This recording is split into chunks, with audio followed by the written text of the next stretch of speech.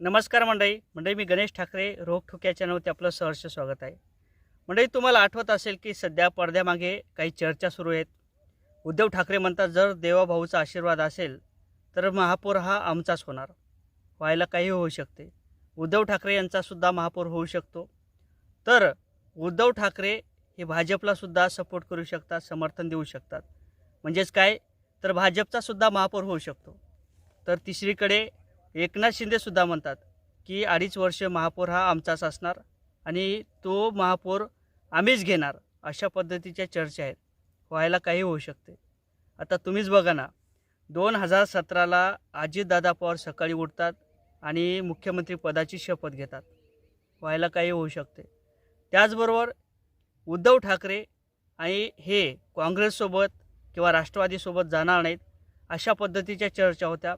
कारण तर विचार वेगळे होते आणि पटणार नाही असं बोललं जात होतं। परंतु उद्धव ठाकरे हे राष्ट्रवादी आणि काँग्रेससोबत गेले आणि 2.5 वर्ष मुख्यमंत्रीपद त्यांच्याकडे आलं होतं। त्यानंतर राज ठाकरे आणि उद्धव ठाकरे कधीही एकत्र येणार नाहीत असंही बोललं जात होतं। कारण तर बाळासाहेब ठाकरे असतानासुद्धा ते एकत्र आले नाहीत। परंतु या महानगरपालिकेच्या टाईमाला मुंबईत राज ठाकरे आणि उद्धव ठाकरे आले, म्हणून काहीही होऊ शकते।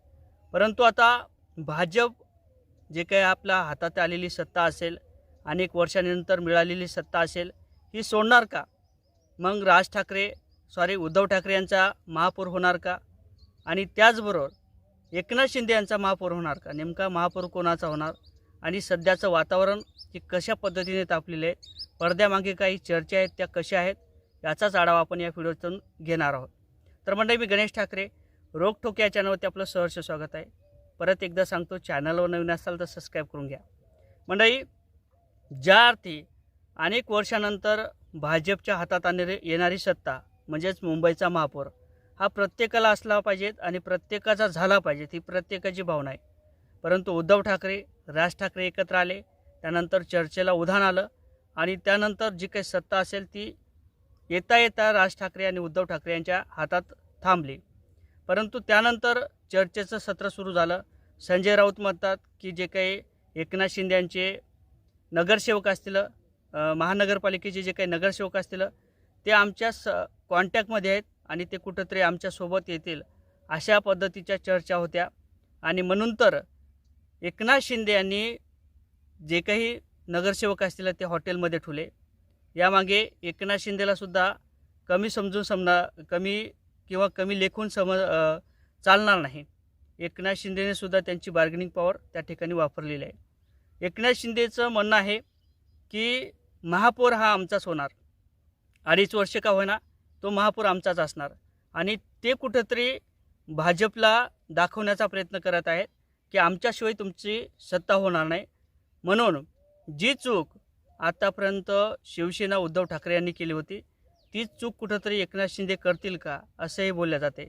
परंतु हे पटवून देणं महत्त्वाचं होतं। एकनाथ शिंदे यांनी सांगायला पाहिजे होतं देवेंद्र फडणवीस यांना की तुमच्याशिवाय किंवा आमच्याशिवाय तुमची सत्ता येणार नाही आणि आमच्याशिवाय किंवा तुमच्याशिवाय आमची सत्ता येणार नाही। म्हणून आपण जे काही महापौराचं असेल, महापौर पद असेल, हे 2.5 वर्ष आपण वाटून घेतलं पाहिजेत। हे सांगताना कुठंतरी एकनाथ शिंदे कमी पडलेत का असंही बोलले जाते। तर उद्धव ठाकरे म्हणतात की महापौर आमचाच होणार, संजय राऊत म्हणतात महापौर आमचाच होणार आणि जर देवाभाऊचा आशीर्वाद असेल तर निश्चितच महापौर हा ठाकरेचा होऊ शकतो, हेही सांगता येणार आहे।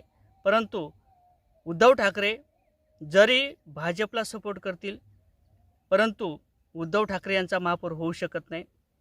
कारण तर याचं महत्त्वाचं कारण आहे, जर कित्येक वर्षानंतर महापौर पद हे जर भाजपच्या तागड्यात पडणारं असेल आणि भाजपच्या जर पदरात पडणारं असेल तर निश्चितच भाजपसोबत ते जाणार नाहीत किंवा उद्धव ठाकरेसोबत ते जाणार नाहीत।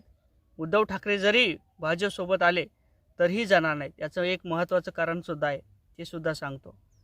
मंडळी, एकनाथ शिंदे आणि भाजपचा महापौर निश्चित होईल। कारण तर एकनाथ शिंदेच्याकडं जे काही आताचं उपमुख्यमंत्री पद आहे ते सहजासहजी सोडणार नाही आणि त्यांचे जे काही महापौर असतील, महानगरपालिकेचे जे काही उमेदवार असतील ते बाहेर पडणार नाही। कारण तर कोणालाही माहीत आहे, जर आपल्या हातात सत्ता असेल उपमुख्यमंत्री पद असेल तर ते आपण सोडणार नाही, हे सगळ्यांनाच माहीत असते. म्हणून एकनाथ शिंदेसुद्धा जे काही संजय राऊत बोलतात त्याच्याकडे ते फार ती ध्यान देणार नाहीत, कारण तर ते समजून घेतात, तेही हुशार आहेत. म्हणून एकनाथ शिंदे हे जे काय आता एक संजय राऊत बोलतात त्याच्याकडे ध्यान देणार नाहीत आणि निश्चितच महापौर हा 2.5 वर्ष होऊ शकतो, परंतु भाजपसुद्धा ते करू देणार नाही. कारण तर याचं महत्त्वाचं कारण आहे, जे काही केंद्राचं बजेट आहे ते सगळ्यात मोठं आहे. 75,000 कोटीचं बजेट हे मुंबईला देण्याचं काम हे केंद्राकडून दिलं जाणार आहे, केंद्राकडलं बजेट येणार आहे.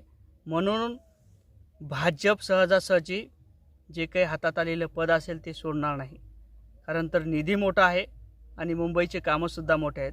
आणि ही जी काही निधी असेल ती 1 ते सव्वा लाख 1,000 कोटी 1 ते सव्वा हजार कोटीपर्यंत जाण्याची दाट शक्यता आहे. कारण तर 5 वर्षाचं जे काही बजेट असेल त्याच्यामध्ये मोठ्या प्रमाणात वाढ होण्याची सुद्धा शक्यता आहे.